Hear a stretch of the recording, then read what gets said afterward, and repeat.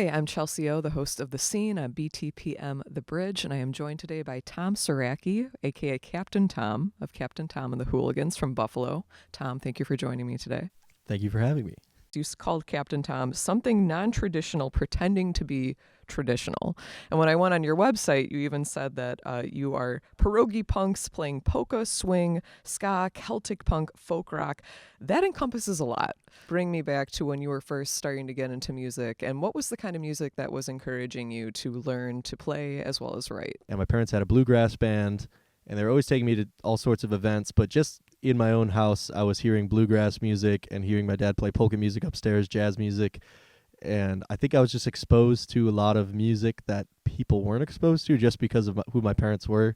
They're always taking me to different events, whether it was like an Irish festival or a German festival or to hear a jazz band or whatever it was, just like live music. It was always ingrained in me from them.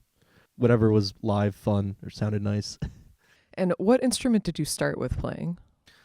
The first instrument I played was actually the trumpet, but I remember the first instrument that really had an impact on me because I got to choose and kind of learn myself was probably the harmonica. I asked for one for my birthday or Christmas or something like that, but I remember little young me got the book and the harmonica, and I was like, oh, this is actually just really fun. And then later on, I was given a banjo at some point.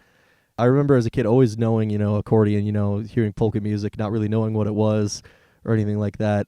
And I always had like a calling to it, and that's eventually what led me to the accordion. Yeah. And you were telling me that you got into the accordion during COVID.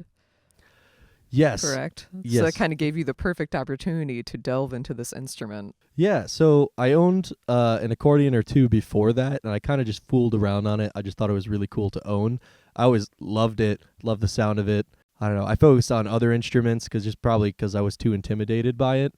But then during COVID, I had so much free time that I was like, you know what? I should just become an accordion player, or try my best to learn what this instrument is all about since I like it so much. Well, it's such a unique instrument, just in that it's not something you're seeing every day when you're going out into the Buffalo live music scene, but it's so much fun. Yeah. And it actually leads me to think about how you've been on Polka Buzz. How many times have you been on the show, and how were you invited to be on the program?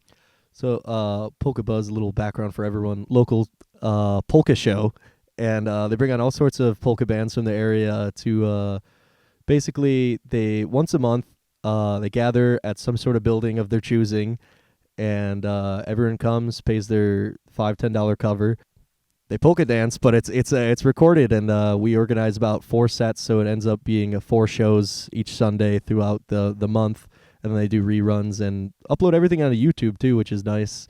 So it's just it's a really nice exposure and a way to for bands to make a little extra money, and I think it's great that it really brings the community together around polka music, which is such a community-based music as a lot of types of folk music are. And there's an advantage here in Buffalo that we have because of events like that, I think. Yeah.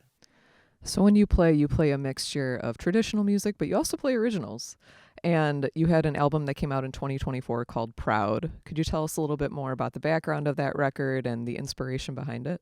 As a band now, we've been together for like 5 years, and we just released Proud last year, which was actually our first album. We released an EP probably about 6 months before that of a few songs, but really we just were sitting on so much music, and so many people would ask us for something that we wanted to get something out there as soon as possible. We recorded about 18 songs of songs that we had been playing for a while, and then a bunch I wrote just specifically for that album, which I think now we have down pat so much better than the actual recordings because they were just kind of new to us then. I try to write whenever I can, basically. I'm always constantly jotting down ideas into my phone when no one's looking. Literally, I had written some of them a couple weeks before we got in the studio, and I was just like, oh, this will be a good one for the album. And now we have actually constructed parts for it that we didn't have when the album came out, so maybe we'll re-record them sometime, but we were just happy to get it out there. Title of the album, Proud, just happened to be about all of this music and influences.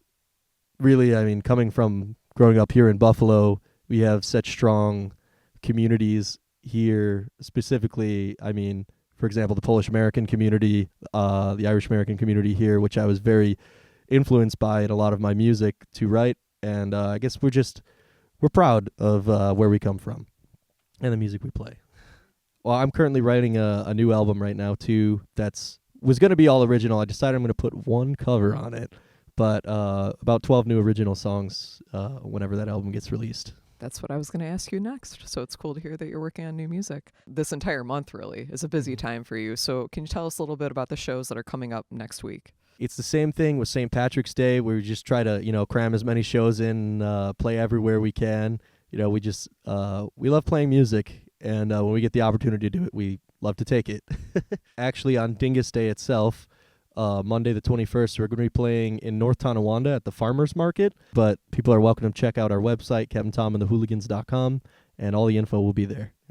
Very cool. Well, thank you, Tom, for joining me today. Just to reiterate, where can people find your music? Thank you so much for having me again.